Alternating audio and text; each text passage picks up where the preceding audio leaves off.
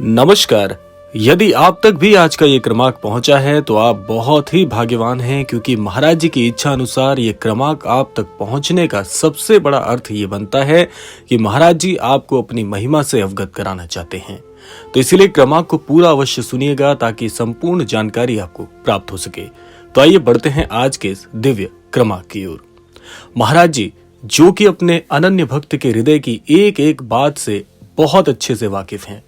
हर वक्त किस अनन्य भक्त के हृदय में क्या चल रहा है, कौन सा व्यक्ति किस हाल में है, कौन सा अनन्य भक्त महाराज जी को याद कर रहा है, कौन सा अनन्य भक्त महाराज जी से अर्जी लगा रहा है, ये सब कुछ महाराज जी को बहुत पहले से पता होता है।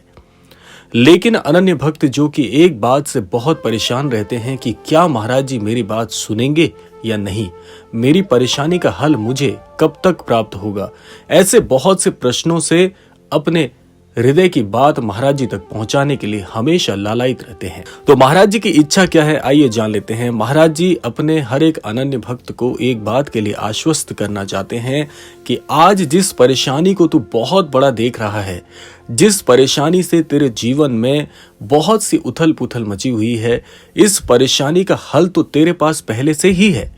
अनन्य भक्त नहीं जानता कि महाराज जी कितनी बड़ी शक्ति हैं।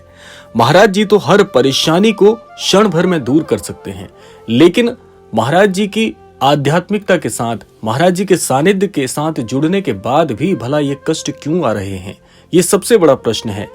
तो महाराज जी एक ऐसे आध्यात्मिक गुरु हैं जो कि अपने अनन्य भक्तों की समय समय पर परीक्षा भी लेते हैं। ये भी अनन्य भक्त को पता होना चाहिए। हो सकता है कि जो समय आज मेरे जीवन में चल रहा है, मेरी बहुत सी प्रार्थना करने के बावजूद महाराज जी आपके समय में आज इस क्षण में नहीं चाहते कि आपकी वो सारी इच्छाएं पूरी हो जाएं। ऐसा इसलिए है क्योंकि महाराज जी आपके आने वाले कल के बारे में भी सब कुछ जानते हैं। इसीलिए आज जो आपके जीवन में घटित हो रहा है, परीक्षा स्वरूप में ये सारी चीजें आपके जीवन से बहुत जल्दी दूर होने वाली हैं। ऐसा इसलिए है क्योंकि महाराज जी आज इस समय आपकी परीक्षा लेकर आपको मजबूत बनाना सिखा रहे हैं, क्योंकि महाराज जी एक आध्यात्मिक गुरु भी हैं और हम सभी का फर्ज बनता है कि जब हम किसी गुरु की शरण में जाते हैं तो हमें अपने गुरु की गुरु दीक्षा लेने के लिए समय समय पर परीक्षा देनी पड़ती है। जब आपके जीवन में ये परीक्षाएं पूरी हो जाएंगी, गुरु आपको पूरी तरह से गुरु दीक्षा प्रदान कर देंगे। उस समय आपके जीवन में बहुत से अद्भुत क्षण आएंगे, इन्हें आप बिल्कुल मत भूलिए। महाराज जी यही कहते हैं कि समय समय पर जो व्यक्ति परीक्षा देकर अपने जीवन के अनुभवों से सीखता है, ऐसा व्यक्ति जीवन में कभी किसी परिस्थिति में हारता नहीं है। इसीलिए ये चुनाव आपका है कि आप कौन से जीवन को चुनना चाहते हैं। वो जीवन जिसमें आपको सरलताएं मिलती रहें, समय समय पर आपकी सारी इच्छाएं पूरी होती रहें, लेकिन आप जीवन में अनुभव के बारे में नहीं जानते। जब भी जीवन में थोड़ा विमुख करने वाला समय आएगा, उस समय आप पूरी तरह से हार मान चुके होंगे। और एक स्थिति ऐसी है जो महाराज जी आपकी परीक्षा लेकर आपको अनुभव कराना चाह रहे हैं कि हर परिस्थिति में एक समान रहना चाहिए। चाहे सुख हो या दुख हो, जीवन परिवर्तनशील है और ये हमेशा ऐसे ही रहने वाला है। ये कभी किसी के लिए नहीं बदलता। महाराज जी यही सिखाना चाहते हैं कि हर समय को एक दृष्टि से, एक दृष्टव्य से देखना शुरू करें। तब आपको समझ में आएगा कि समय जैसी कोई चीज है ही नहीं। ये जो दौर हमारे जीवन से गुजर रहा है, आज हम बहुत खुश हैं, कल हम बहुत नाखुश थे, कल हम बहुत सफल थे, आज हम बहुत असफल हैं। ये स्थितियां जीवन नहीं है, यही महाराज जी सिखाते हैं। इसीलिए महाराज जी का एक वाक्य मैं आपके समक्ष कहना चाहूंगा। महाराज जी कहते हैं कि जीवन परिवर्तनशील है और जीवन में जो व्यक्ति सरलता और सहजता को अपनाता है, ऐसा व्यक्ति कभी भी समय के प्रभाव में नहीं पड़ता, उस चक्र में नहीं पड़ता जिस चक्र में मनुष्य परेशान हो जाता है। तो इसीलिए आपको गुरु की आज्ञा का पालन करते हुए महाराज जी की शिक्षाओं के अनुरूप चलना सीखना होगा। अगर आप चाहते हैं कि जीवन में दुख हमें परेशान ना करें और सुख की अवस्था बहुत ज्यादा विचलित ना करें, क्योंकि सुख की अवस्था में भी बहुत से व्यक्ति मान करने लग जाते हैं। और महाराज जी कहते हैं कि मान करने वाला व्यक्ति मूर्ख होता है, क्योंकि वो उस स्थिति को, उस समय के दौर को अपना समय मान बैठता है। तो तो इसीलिए ना तो जीवन में बहुत ज्यादा मान करें, ना बहुत ज्यादा दुखी हों, क्योंकि जीवन इसलिए नहीं है कि आप केवल सुखों का भोग करें। जीवन इसलिए है कि आप सार्थकता को अपनाएं, जो सही है उसे अपनाएं।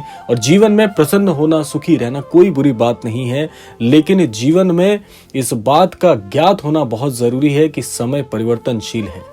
इसीलिए महाराज जी कहते हैं कि जब भी आप दूसरों की सहायता करते हैं, दूसरों के प्रति सोचते हैं, दूसरों के लिए व्यवहार करते हैं, उस समय आपको ये हमेशा पता होना चाहिए कि आपके साथ एक बहुत बड़ी शक्ति जुड़ी हुई है। महाराज जी तो यहाँ तक कहते हैं कि जो व्यक्ति हमेशा ईश्वर के सानिध्य में रहता है, मस्तिष्क में हमेशा ईश्वर को रखता है, ऐसा व्यक्ति कभी किसी गलत कार्य में फंसता ही नहीं है।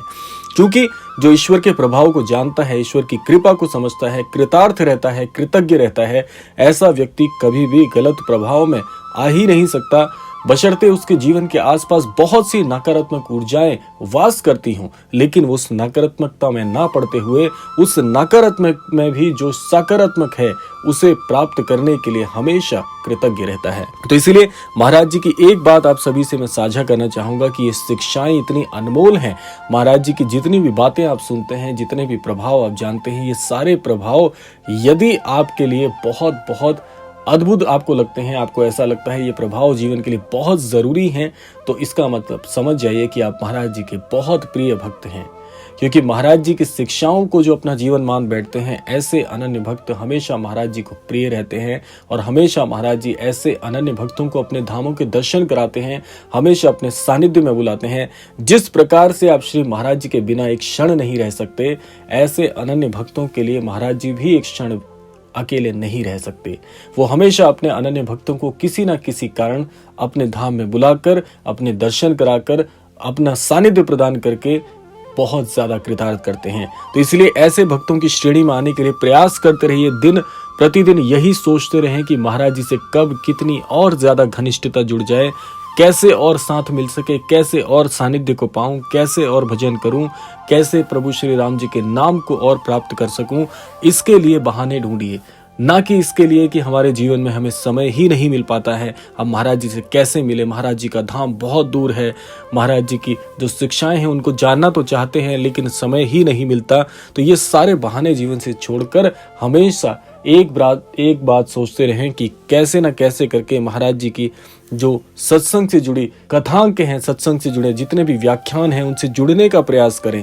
क्योंकि जहां जहां महाराज जी का प्रभाव होगा, वहां वहां अनन्य भक्तों का प्रभाव भी होगा। इसीलिए जैसे मैंने पूर्ववत कहा कि महाराज जी जिस प्रकार से नहीं रह सकते, उसी प्रकार से आपको भी सोचना होगा कि जहां भी महाराज जी की कथाएं, महाराज जी के व्याख्यान, महाराज जी के प्रसंग, महाराज जी की जितनी भी कथाओं का श्रवण करने का आपको मौका मिले, उतना ज्यादा करें। क्योंकि जितना ज्यादा आप घनिष्ठ होंगे, उतना ही अद्भुत आपका जीवन होगा।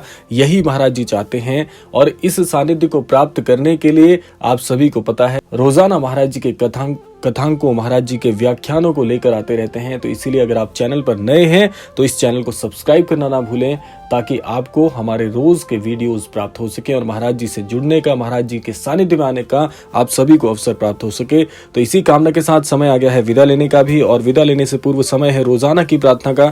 यही प्रार्थना करना चाहूंगा कि श्री महाराज जी सभी को सन्मति और सद्बुद्धि की प्राप्ति कराएं और इस संपूर्ण सृष्टि का, संपूर्ण लोक का कल्याण हो। इसी कामना के साथ विदा लेते हैं, मिलते हैं अगले क्रमांक में। तब तक के लिए जय श्री राम, जय गुरुदेव, जय उत्तराखंड।